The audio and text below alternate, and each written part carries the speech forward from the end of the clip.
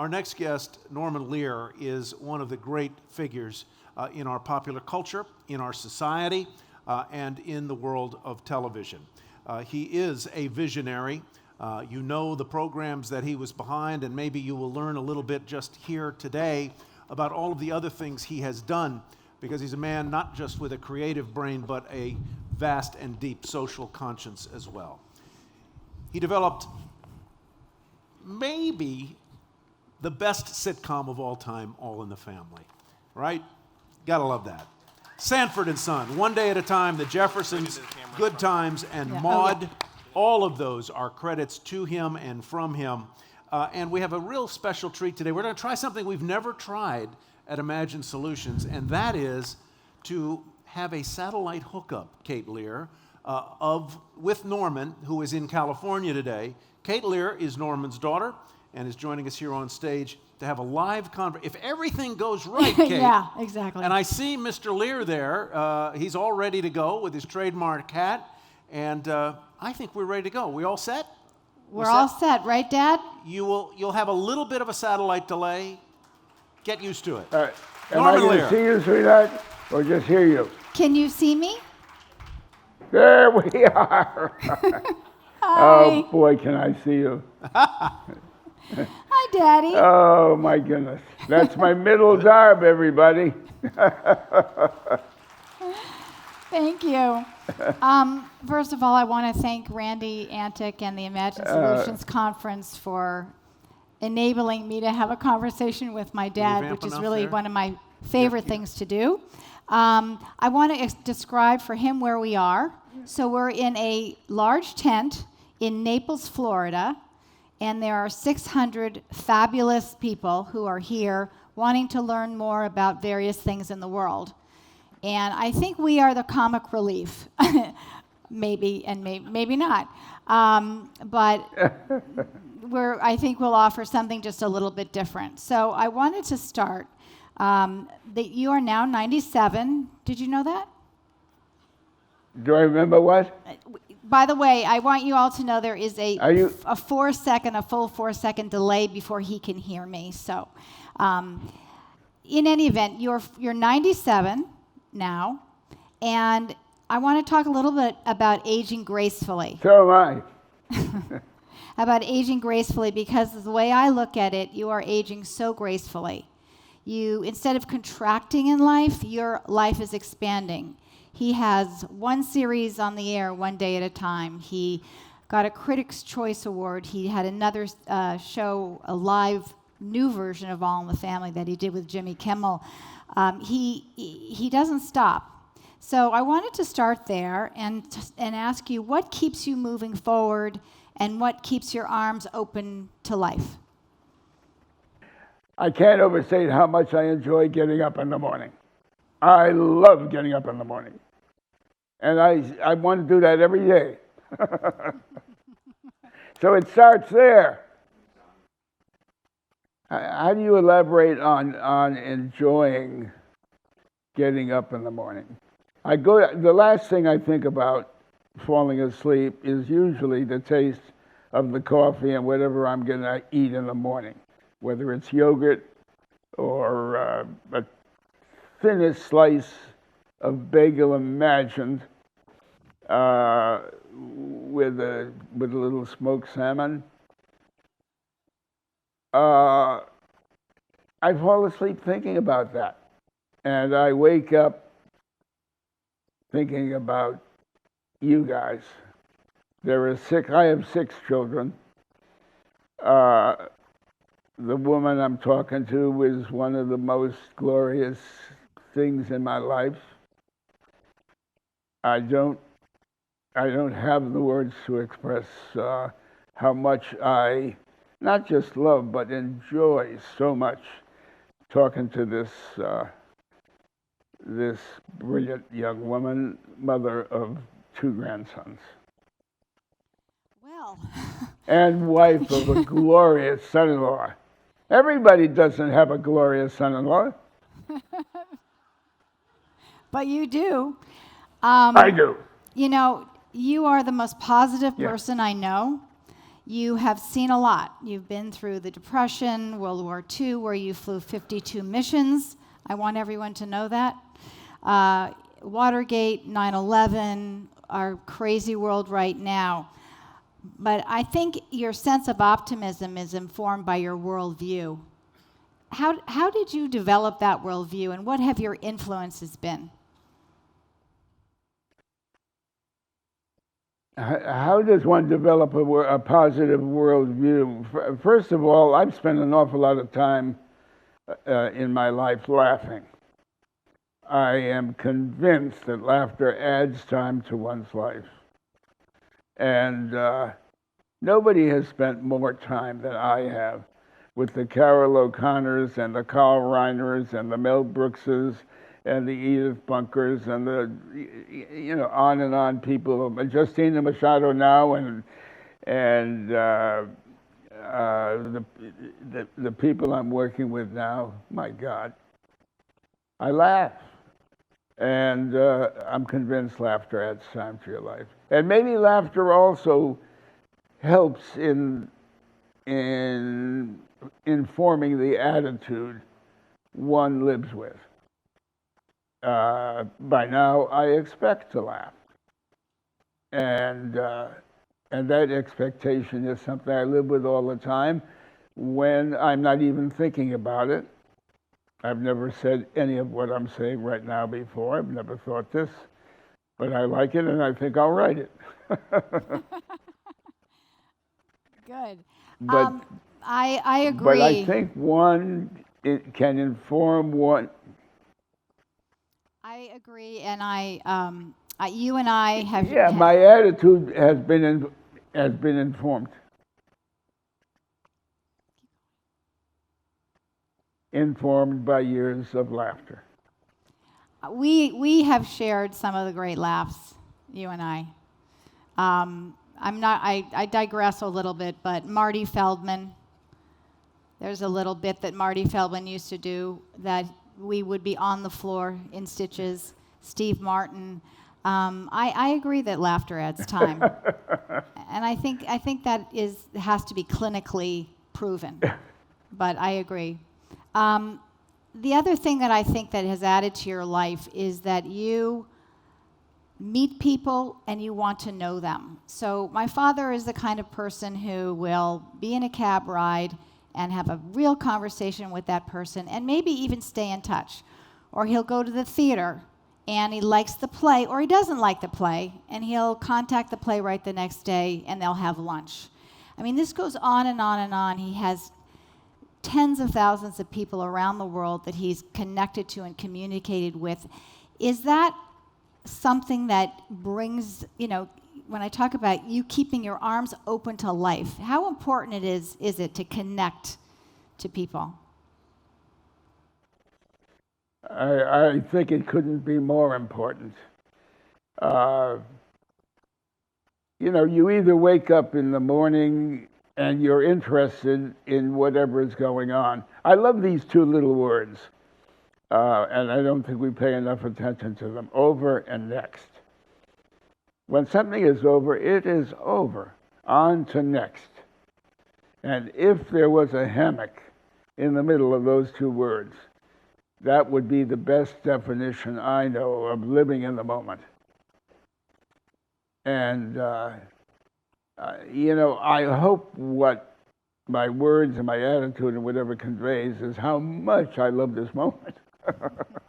I love talking to you, Kate, across a continent, and knowing, as the audience doesn't know right now, but will in a moment, that I'm going to be seeing you in a couple of weeks because you're going to come out this way. That's right. I can't stay away. Try and stop me. But to stay with the over and next thing a little bit, I struggle with that, and I think this little bit of a Normanism, or I call them Normanisms. They're pieces of personal philosophy that he has and that I have learned from, and I think everybody who knows him has learned from. That's a hard one. But I remember Christmas vacations after a week, and you're eating, and you're playing games, and you're laughing. And the moment comes when you all have to say goodbye, and I would look at my dad, and he'd be fine with it, and I would be, mortally depressed. So that over and next, that ability to know that the next step, the next day, the next event, the next thing, that's very motivating.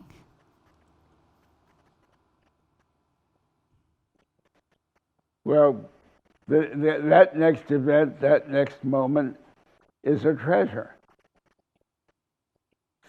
The one that passed hopefully was a treasure. You never know about that till you're living it. But the upcoming anything is a gift and a treasure. Yes. So Are you there? I'm here. I am not going anywhere until my time is up. So let's talk a little bit about even this I get to experience. That was the name, or is the name, of his autobiography, which his family worked very hard to get him to finally sit down and write, and thank God he did. But that even this I get to experience comes from a story that happened with my husband, John LaPook, who's sitting in the second row. Talk a little bit about what happened and what that even this means to you and the way you live your life. You have to refresh my memory, sweetheart. You're talking about a specific incident you're remembering and I'm not at the moment? Well, when you were having a time in your life where things weren't going so well, and you and John had a conversation on the phone, and I'll tell you. So he was having a very down time in his life, and he called up John and he said, I have the strangest thought, and my thought is, even this I get to experience. Is that odd? There was something he was embracing the difficulty, embracing the complication, and trying to learn from it. So, look, there's a lot of stuff. But Kate, I wouldn't say I was embracing it so much as I would say it was the next moment. Next was coming. And living in that hammock, living in the moment is the best way I know to be interested in it, to understand it as a gift, to not know exactly what it will be, but treasure its possibilities. All of that sounds wonderful to me, and the way to embrace the moment you just lived and the moment that is coming. That is, for me, incredibly accepting philosophy, right? You're accepting what has happened, and you're excited and interested in what's to come. So I think that's another part of living graciously and gratefully as we all get older. So let me move on to a couple of other things. This is the title, I think, above your name is Always the Next Chapter. So what are you looking forward to tomorrow and next week? What's the number one thing you're interested in that's happening in your life right now? Well, I am working with Rita Moreno, whose talent I have treasured for the better part of, for most of my life. And with Justina Machado, who I know for about a year now, for about 3 years, since we started to do the Latino version of One Day at a Time. And those performers just knocked me out. There are others. The whole cast just knocks me out. And the people I'm working with, the Brent Miller, who is my young associate and partner, and the head writers, whose talents I absolutely treasure. Mike Royce, and Gloria. at 97 you do forget a little. This is what's happening now for 600 people in Florida. Gloria Calderon Collette. I came up with it. Gloria Calderon Collette, oh my God. But, That's okay. but the kick will be the way she and I and Mike Royce will embrace this moment of my forgetting. Yeah, it is a surreal thing. Yeah, I mean, to be able to do this, Go ahead. to be able to do this for 600 people, I love it.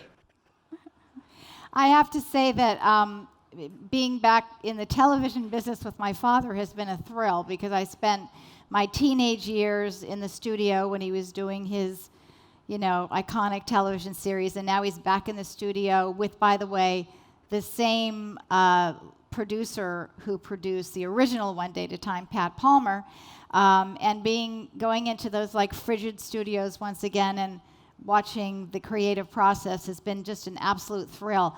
What's different about television today than in the 70s, your heyday? What's different for me is Mike Royce and Gloria Calderon Collette and the people they have gathered to write the show. I was much more, I am, whatever 97 years and a lot of experience brings to a show and a party and so forth is what I'm bringing to it. It isn't the same as the 45, 50-year-old guy who was working his ass off the way Mike Royce and Gloria Calderon Collette are. I work hard. I pay a lot of attention. I couldn't be more involved and interested. But the contribution of laughter, not the acceptance of the laughter for oneself, but the contribution of it is far greater from the likes of Mike Royce and Gloria Calderon Collette, and I marvel at it. Is it because is it the sheer enormity of what you were doing? I mean, at one time you had 6 shows at the same time on the air, and now you're able to relax into just experiencing the one. Is that a difference?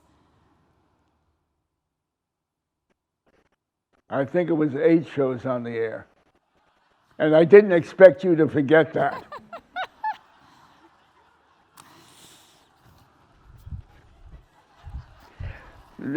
I'm catching up with that 4 seconds now. I mean, Sorry, Daddy.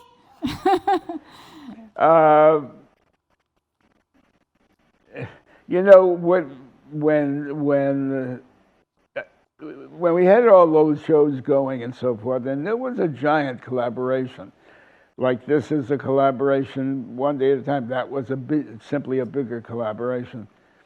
And I realized when I decided I wanted to do some other things, I wanted to do film and I wanted to do the book and so forth, and I sought to replace myself, I realized that I had kind of grown up in a climate where it called for another 15 minutes at the end of the day, or it called for another leg or arm or tail or whatever the climate called for. I was already I'd already been planted, and it was easier for me to deliver what the increased climate called for. So when people came when I called good friends to see if they could replace me, who had long and healthy careers themselves, they looked at what was going on and said, how the hell did this happen? And it happened not because I could come and do it, but because I grew up in it. I hope that's as clear as I intended to be. It was, absolutely. And actually a learning moment for me. Yeah, that's amazing. I never really thought about it that way. I wanted to talk just for a second about People for the American Way, which is a First Amendment organization that my father started 30-something years ago. How important has that part of your life been to you? You've had my father, lives upon lives, he always talks about that. Lives upon lives in terms of the chronology of your life, but also lives upon lives in terms of what you can accomplish. And a huge chapter in his life has been political activism. And one of the things that he's done before People For, he did something called the Business Enterprise Trust, which rewarded companies who were doing good and making money at it. And now People for the American Way, which is defending First Amendment. They were doing the way I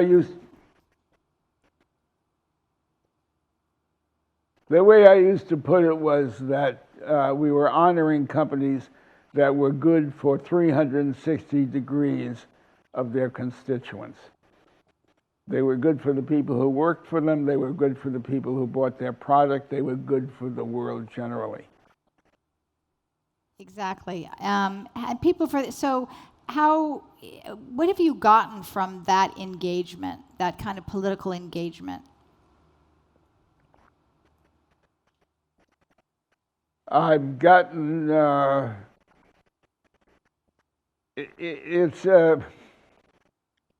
I don't know how to talk about how I feel about our America. I adore the Constitution, the Declaration of Independence, the words that introduce both of those documents, and the promises America has made to 360 degrees of its citizens, all of its citizens. It has not yet been able to keep all those promises, but I always view it as on the road to that, and I adore it. All those years ago, 30-some years ago, I was reacting to a Jerry Falwell and a Pat Robertson and others who were insisting you had to worship their way before you could become a good person, if not a good citizen. The genesis of People for the American Way was trying to find a way to tell them they were wrong. That's not our America. You worship as you wish in our America, and not as you're told you must. And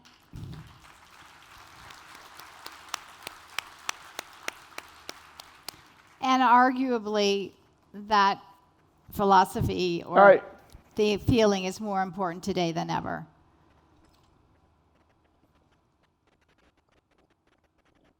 I believe it is. By the way, when I just saw you applauding, but I didn't hear anything but your hands. Does that mean the audience was applauding? Yeah. Oh, thank you. I appreciate that. Yeah. Oh, God, I hear them. Thank you, everybody. I want to say to that audience, if that audience could, if we could get them out here, I have a huge bed. We could all be under a sheet together. Show of hands, how many people are? We've got some takers. We'll see you in 6 hours. Can you talk a little bit about the foolishness of the human condition, which is an expression you've used my whole life that I have found so much nuance in through the years in different stages of my life?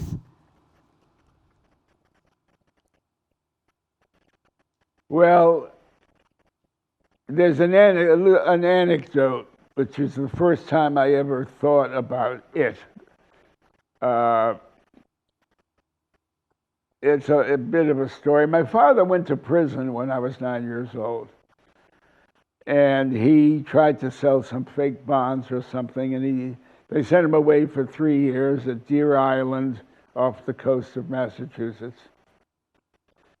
I was living with my grandparents in New Haven. My mother was living with my sister someplace near New Haven. When my father was, no, I'm jumping ahead to another story. Let me stick with the night that my father was arrested. His picture was in the front page of the paper in Revere, Massachusetts, Chelsea, Massachusetts. And my mother had a lot of people over. My mother was embarrassed to tears. She wasn't going to be able to. It's a difficult story to tell here. She wasn't going to be able to live where we were living. She was selling furniture that very night, the night that my father was taken away. So there were some strangers in the house, and especially a stranger that was looking to buy my father's red leather chair. He and I would sit in this red leather chair on Friday nights for the fights from Madison Square Garden. We would sit in that chair on Saturday afternoons listening to the ball game on the radio. I can't overstate what that chair meant and ottoman meant to me. And all of this is happening in my, people are buying things, we're moving. Anyway, a man, a very grown man, puts his hand on my shoulder and says, "Well, Norman, you're the man of the house now."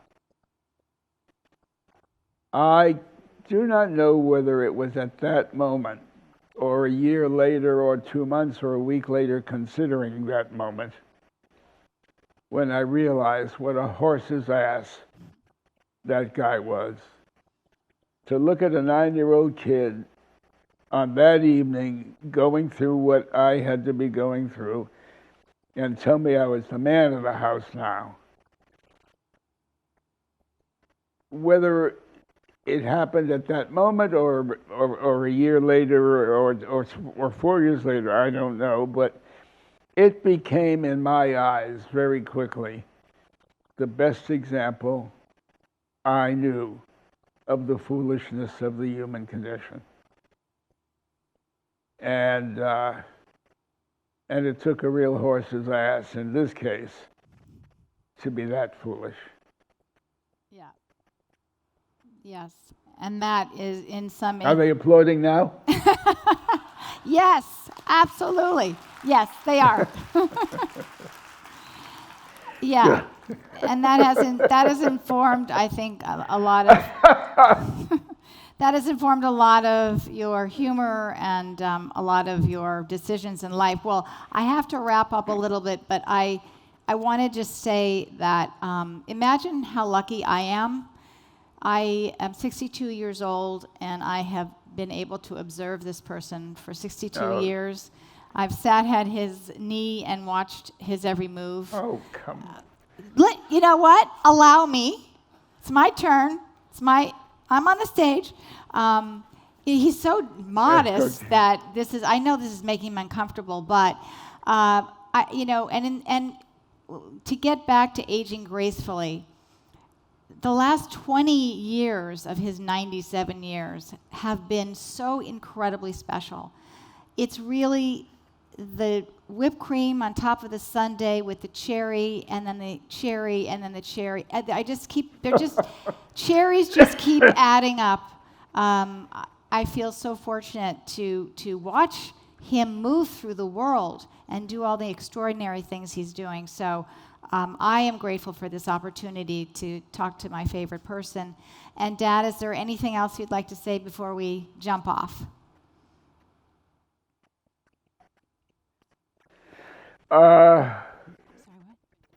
How does one say thank you to a daughter of that of that consequence and that loveliness, that loveliness, that loveliness.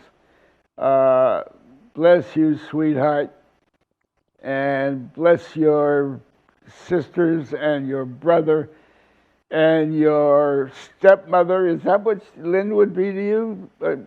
Who? Yeah. My wife? Yeah, your wife. Bless all these Love glorious her. women and in my life. Love you, darling girl. I love you, but wait, Love those 600 people. There's one more. I had one question from Ronnie in the back of the room. Can you talk a little bit about the purchase of the Declaration of Independence and what that whole stage of your life meant to you?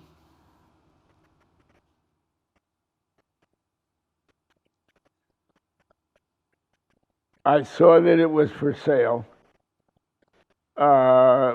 Just some little item in a newspaper that this copy of the Declaration, a specific kind of copy, it's only one in the world, 12 in the world, but only one available anywhere. And it was a dream of the moment, and the dream was to be able to send that document around the country to towns and cities, small and large, for the American people to see the document that promised the America that they were working hard to achieve. And 4 days later, somebody sat in my office on a Sunday morning. He was in town for that one day, and I came in to say hello to him and so forth, associated with a major corporation. And he said, "How much money do you think you're going to need to travel this document?" And I said, I think about $30 million. And he put his hand across the table and he said, "You've got 15 of it." That was within the first 40 hours or 20 hours of my owning the document.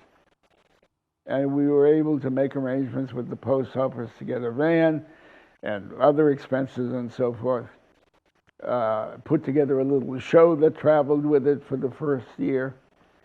And in the time your mother and I owned it, or we as a family owned it, it did travel to 50 states.